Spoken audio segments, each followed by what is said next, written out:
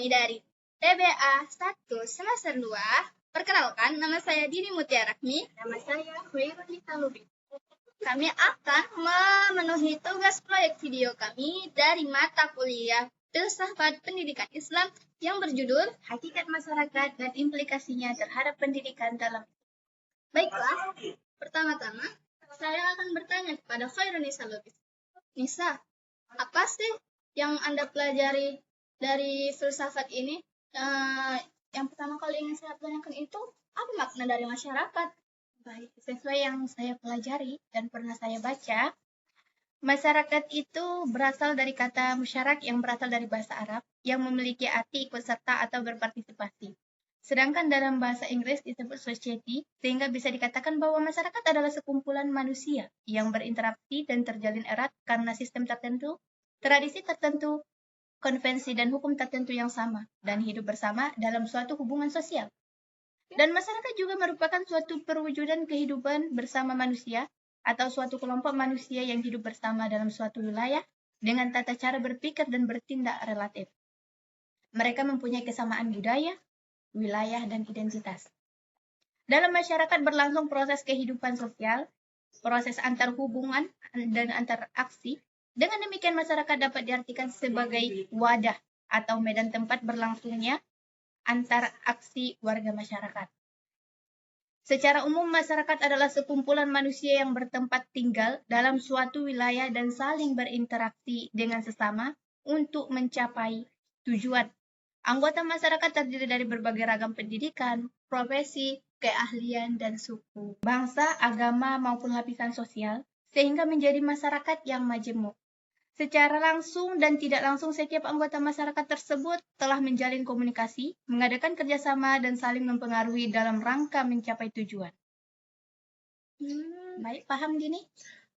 Oh, jadi masyarakat itu dari kata bahasa Arab dan juga bahasa Inggris ya. Coba bisakah Nisa ulangi, dalam bahasa Arab itu apa sih artinya? Istilah masyarakat yang berasal dari bahasa Arab itu tadi adalah kata musyarak yang berarti memiliki arti serta atau berpartisipasi. Oh, berarti kalau dalam bahasa Arab itu masyarakat artinya musyarak. Diambil dari kata musyarak. Nah, artinya adalah ikut serta dan berpartisipasi dalam hubungan antar sesama. Oh, begitu. Jadi kalau dalam bahasa Inggris apa sih dari kata apa?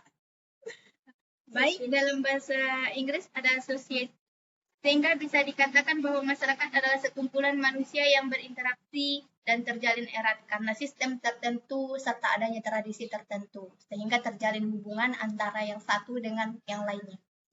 Oh, gitu. Oke. Ya, sudah paham apa itu arti masyarakat dan maknanya dari bahasa Arab maupun dari bahasa Inggris. Baiklah, sudah bisa menyimpulkan? Sepertinya seperti itu. Baiklah, dari pengertian masyarakat tadi, masyarakat pasti juga bisa dibentukkan. Apa sih sebenarnya unsur-unsur pembentukan dari masyarakat itu? Dini ingin tahu, apakah Nisa bisa menjelaskannya?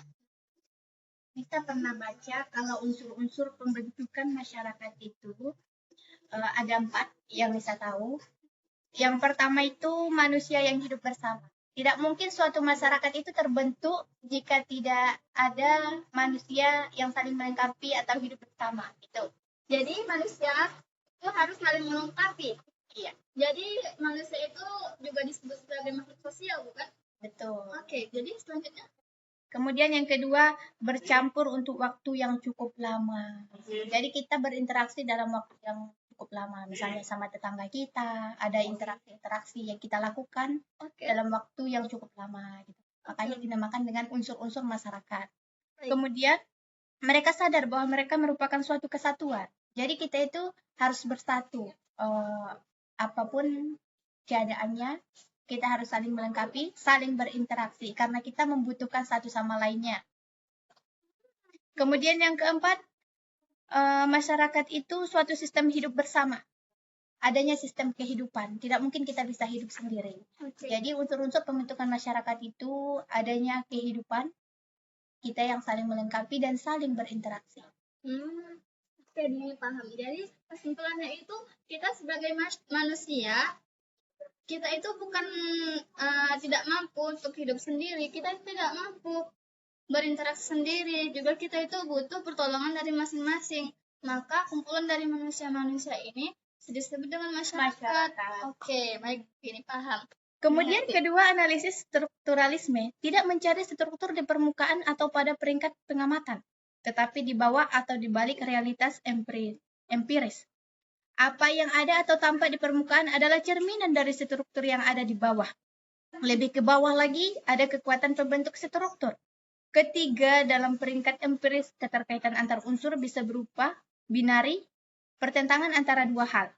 Keempat, strukturalisme memperhatikan unsur-unsur yang sinkronis, bukan yang diakronis. Sinkronis, unsur yang satu dengan unsur yang lainnya itu saling berkaitan, tidak bisa kita pisahkan. Kemudian maksudnya unsur-unsur dalam satu waktu yang sama, bukan perkembangan antar waktu, diakronis atau historis. Kemudian dalam Islam dan masyarakat Islam, sangat ditekan dalam keseluruhan ajarannya. Misalnya keterkaitan antara sholat dan zakat, puasa dan infak, hubungan vertikal dan hubungan horizontal, hubungan antara sesama dan hubungan kita dengan Rob kita. Itu harus saling berkaitan. Demikian pula keterkaitan iman, amal saleh, dan solidaritas sosial. Dengan demikian, menurut Kunto Wijoyo, epistemologi dalam Islam adalah epistemologi relasional. Satu unsur selalu ada hubungan dengan yang lain. Keterkaitan antar unsur ini juga bisa sebagai logikal dari satu unsur. Seluruh rukun Islam lainnya, sholat, zakat, puasa, haji, adalah konsekuensi logis dari syahadah. Jadi, selain kita harus berhubungan dengan manusia yang lain, kita juga harus berhubungan dengan Tuhan. Betul. Kita itu harus menjalin hubungan secara vertikal dan horizontal. Hablum minallah wa hablum minan nas. Allah. Jadi misal selain unsur-unsur pembentukan dari masyarakat, pasti masyarakat mempunyai karakteristik sifat-sifatnya. Dini ingin tahu apa sih apa karakteristik masyarakat yang Nisa ketahui, yang Nisa pelajari selama ini. Karena Dini itu melihat karakteristik masyarakat itu berbeda-beda. Secara umum, yang bisa ketahui karakteristik masyarakat Islam mempunyai 3 ciri, yaitu kembali kepada Allah, mengutamakan ketakwaan, dan saling menghormati sesama anggota masyarakat. Jika hubungan kita dengan roh kita baik, kemudian hubungan kita dengan sesama masyarakat itu baik, insya Allah semuanya akan baik. Kemudian karakteristik masyarakat yang diinginkan Islam terlihat dari 2 buah piagam, yaitu piagam Madinah dan deklarasi Kairo. Piagam Madinah, konsepsi dasar yang tertuang dalam piagam yang lahir di masa Nabi Muhammad SAW adalah merupakan pernyataan atau kesepakatan masyarakat Madinah untuk melindungi dan menjamin hak-hak sesama masyarakat tanpa melihat latar belakang, suku, dan agama. Kemudian, piagam Madinah yang dideklarasikan oleh Rasulullah merupakan kesepakatan tentang aturan yang berlaku bagi masyarakat Madinah yang dipimpin Nabi Muhammad. Berkaitan dengan piagam Madinah tersebut, terdapat 2 landasan pokok yang sangat urgen, yaitu yang pertama, semua umat Islam adalah satu umat, walaupun berbeda suku dan bangsa. Kita harus saling berinteraksi dan bahu-bahu.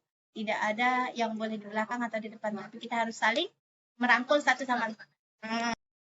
Yang kedua, kita juga harus membangun hubungan antara komunitas Muslim dan non-Muslim. Disandarkan pada prinsip-prinsip antara lain yang pertama, berinteraksi secara baik dengan sesama tetangga, saling membantu dalam menghadapi musuh bersama, membela mereka yang teraniaya, saling menasehati, kemudian menghormati kebebasan beragama. Deklarasi Kairo dalam pandangan negara-negara Islam, HAM berat tidak sesuai dengan ajaran Islam yang telah ditetapkan Allah. Karenanya negara-negara Islam yang tergabung dalam organisasi ini pada tanggal 5 Agustus 190 mengeluarkan deklarasi tentang kemanusiaan sesuai syariat Islam. Kemudian, deklarasi Kairo memuat 15 pasal yang kesemuanya berdasarkan ayat Al-Quran. Umpamanya, pasal 1 mengenai hak persamaan dan kebebasan berdasarkan surat Al-Isra ayat 70. Surat An-Nisa ayat 58, 105, 107, 135. Surat Al-Mumtahanah ayat 8. Begitupun 14 pasal lainnya. Jadi di dalam Islam itu kita diajarkan bertoleransi dalam bermasyarakat. Kita harus membangun hubungan walaupun umat Islam dengan non-Muslim itu harus menjalin hubungan. Tidak bisa kita umat Muslim bangun hubungan sendiri, non-Muslim sendiri gitu. Jadi kita harus ada interaksi. Karena kan kita masyarakat. Masyarakat itu semuanya saling berkaitan dan saling berinteraksi. Selanjutnya, kita kan di sini mempelajari yang namanya pendidikan, filsafat pendidikan Islam. Jadi, ini mana Islam? Ya. Apa peran, tugas, serta tanggung jawab masyarakat terhadap pendidikan Islam? Misalkan umat Islam, tentu Nisa sendiri menganut menjalani atau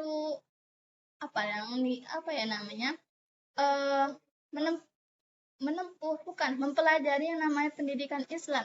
Nah, jadi apa sih menurut Nisa peran, tugas, dan tanggung jawab masyarakat terhadap pendidikan Islam itu? Baik, Din. Ini tadi nanya peran, tugas, dan tanggung jawab masyarakat terhadap pendidikan Islam. Jadi pendidikan Islam itu adalah pendidikan yang biasanya orang tua kita berikan kepada kita mulai dari kita kecil kan. Kenapa? Karena tugas dan tanggung jawab kita terhadap Islam itu sangat besar.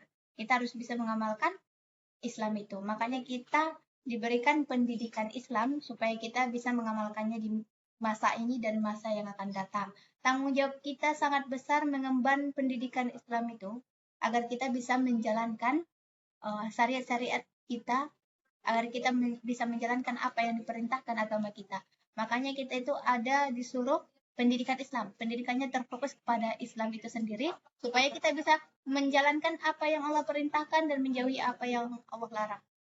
Jadi, tanggung jawab kita sebagai masyarakat itu sangat banyak dan sangat berat dalam mengemban pendidikan Islam itu. Semoga kita bisa menjalankannya. Jadi kita sebagai masyarakat punya peran, tugas, dan tanggung jawab yang penting dalam pendidikan, terutama pendidikan Islam. Jadi kita sebagai manusia, sebagai masyarakat, kita harus yang namanya mencari ilmu, mengemban pendidikan yang lebih tinggi sampai kita sendiri itu paham apa itu pendidikan dan jangan lupa mengamalkannya. Kenapa? Dari dulu Nabi kita selalu menyarankan kita dan selalu menyuruh kita untuk berdakwah. Bagaimana kita bisa berdakwah jika ilmu kita tidak ada? Jika kita tidak memiliki pendidikan. Oke. Jadi kita terakhirnya dan tadi kita membahas tentang masyarakat. Baru yang terakhir kita ini membahas tentang peran, tugas, tanggung jawab masyarakat terhadap pendidikan kita. Dia udah paham tadi apa itu yang dimaksud dengan masyarakat, tetapi ini nggak paham apa itu yang dimaksud dengan pendidikan Islam. Boleh nggak kasih definisi apa itu pendidikan, apa itu Islam, baru apa itu pengertian pendidikan Islam? Wow, baik. Dini tadi nanya apa itu pendidikan. Pendidikan itu adalah aktivitas khas masyarakat manusia. Pendidikan berlangsung dalam lingkungan masyarakat dan merupakan aktivitas yang secara inheren telah melekat dalam tugas kemanusiaan manusia. Istilah pendidikan berasal dari kata didik dengan memberinya awalan P dan akhiran an, mengandung arti perbuatan, hal, cara, dan sebagainya. Kemudian, jadi pendidikan Islam itu apa sih? Sesuai yang kita pelajari dalam buku filsafat pendidikan Islam. Pendidikan Islam itu adalah perbuatan atau pengajaran yang sesuai dengan ajaran kita, ajaran Islam. Yang mana tadi diajarkan akidah, syariah, dan akhlak di dalamnya. Semoga kita bisa mengamalkan. Amalan yang setelah kita pelajari selama ini. Oke, baik. Jadi sudah paham dengan pengajaran kita hari ini, dengan sharing-sharing kita hari ini. tentang hakikat masyarakat, implikasinya terhadap pendidikan dalam Islam. Baik.